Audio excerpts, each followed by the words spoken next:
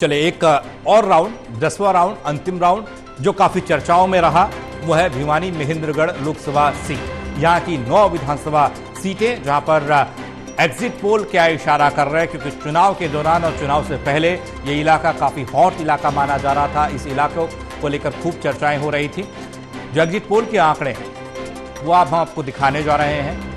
उन्हें देखकर ऐसा लगता है कि यहाँ पर ये उन इलाकों में है जहाँ पर बीजेपी को एज मिल रहा है, बीजेपी को यहाँ पर थोड़ी बढ़त मिल रही है। बीजेपी 5 से 6 सीटें यहाँ पर निकालती दिख रही है। कांग्रेस को नुकसान एग्जिट पोल दिखा रहे हैं, यानी कि 2 से 3 सीटें ही मिलती दिखाई दे रही हैं। इंडियन नेशनल लोकदल और बीएसपी के खाते में यहाँ पर भी कुछ नहीं है। जेजेपी एएसपी भी 0 पर सिमटती हुई दिखाई दे रही है। आम आदमी पार्टी ने चुनाव लड़ा बड़े लेवल पर, तो ज्यादा हाथ लगता नहीं दिखाई दे रहा है। यहां पर भी कुछ नहीं मिल रहा है। अदर्स के खाते में भी कुछ नहीं है। महेंद्रगढ़ भिवानी लोकसभा सीट की ये 9 विधानसभा सीटों का जिक्र हम आपको कर रहे हैं। आपको बता रहे हैं कि जहां बीजेपी और कांग्रेस में मुकाबला, बीजेपी का प्रदर्शन अच्छा रहा है इस इलाके में। एग्जिट पोल बता रहे हैं 5 से 6 सीटें बीजेपी निकाल रही इस एग्जिट पोल के हिसाब से। कांग्रेस 2 से 3 सीटें निकाल रही है। आगे वोटिंग परसेंटेज की बात करेंगे तो वोटिंग परसेंटेज किसके खाते में जनता ने कितने वोट दिए हैं, कितना समर्थन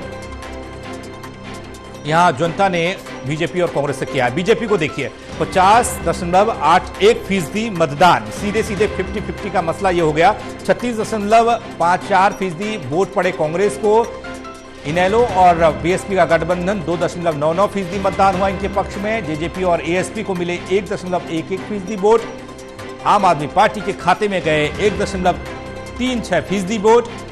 अदर्स को मिले 7.19% वोट। महेंद्रगढ़ भिवानी लोकसभा क्षेत्र की बात, यहां की 9 विधानसभा सीटें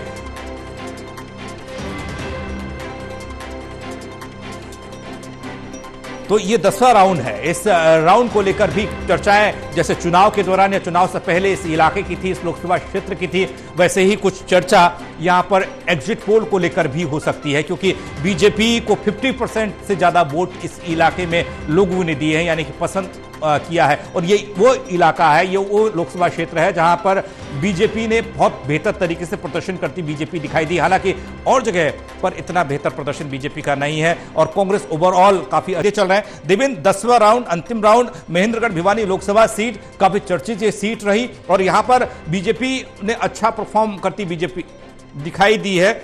50% से ज्यादा वोट बीजेपी के खाते में दिखाई दिए हैं।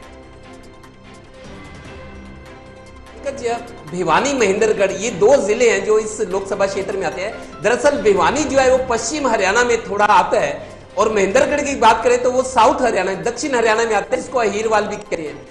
बीजेपी की अच्छी परफॉर्मेंस की वजह यह कि राव इंद्रजीत लगातार 3 बार से सांसद बन रहे हैं और केंद्र में मंत्री बन रहे हैं। अहीरवाल से आते हैं, अहीरवाल में उनकी अच्छी पकड़ है। अहीरवाल का एक तरह से किंग कहा जाता है राव इंद्रजीत को। तो महेंद्रगढ़ में जो है बीजेपी अच्छा कर रही है, उसकी वजह राव इंद्रजीत है और लगातार 3 बार राव इंद्रजीत का जीतना। और इधर भिवानी लोकसभा में यहां धर्मवीर का लगातार 3 बार जीतना। एक तरफ जाट कम्युनिटी दूसरे दल और दूसरे कैटेगरीज है, लेकिन महेंद्रगढ़ में अहीरवाल का एरिया जहां जाट प्रभाव कम है, तो मतलब एक कॉम्बिनेशन है। सोशल इंजीनियरिंग का एक बेहतर नमूना भिवानी महेंद्रगढ़ है। एक तरफ राव इंद्रजीत अहीरवाल में बीजेपी को मजबूत किए हुए और धर्मवीर भिवानी से, तो ये वजह है कि मतलब लीडरशिप मजबूत है। तीसरा, किरण चौधरी और उनकी बेटी श्रुति चौधरी हाल ही में 2 महीने 2.5 महीने पहले बीजेपी में आई है, तो वो भी एक वजह है इस एग्जिट पोल में नजर आ रही है कि वो बीजेपी में आई है। चौधरी बंसीलाल की विरासत को संभाल रही है। तो ये 3 बड़ी वजह जिस वजह से बीजेपी मजबूत नजर आ रही है और कांग्रेस थोड़ा कम नजर आ रही है। जी वीरेंद्र, कोई ना कोई किसी ना किसी की विरासत को हरियाणा में संभाल रहा है।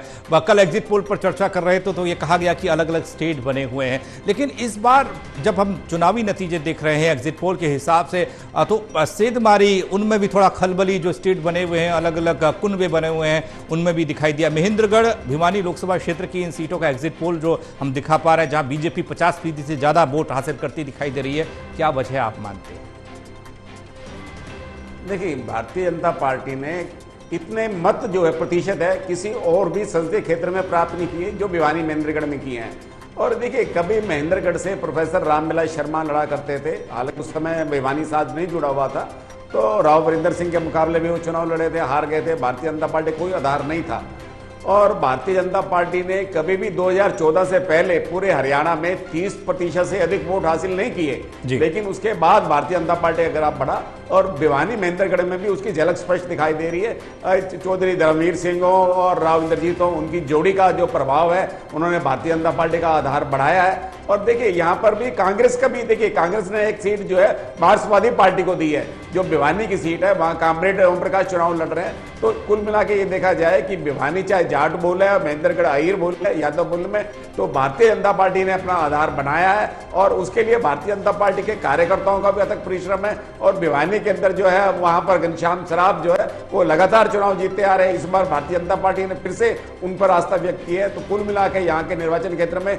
चाहे किरण चौधरी का कारण रहा हो, कोई भी कारण रहा हो, भारतीय जनता पार्टी का मत प्रतिशत बढ़ना ये पार्टी के लिए उपलब्धि है। जी, जिस तरीके से ये परसेंटेज बढ़ा, खासकर इस लोकसभा क्षेत्र की बात करें देवेंद्र, कुछ लोगों का दबदबा और उनके हिसाब से लोगों ने मतदान किया। अगर इस इलाके के इश्यूज की बात करें, वो भी काफ़ी हावी होते दिखाई दिए थे मतदान से पहले। कई बार कुछ मसलों पर तो गर्मा गर्म बहस और गर्मा गर्म तरीके से चर्चाएं हुई कि देखिए कितना पिछड़ा इलाका, कितना पिछड़ गया इलाका, इस तरह से बातें हुई। लेकिन उन सब के बावजूद जो वोटिंग का परसेंटेज है, बीजेपी के लिए अच्छा संकेत यहाँ से देता दिखाई दिया। ओवरऑल तो कांग्रेस बेहतर प्रदर्शन कर रही है। इशूज की बात करें तो कौन सा इशू देखा जाए जो फैक्टर बना हो?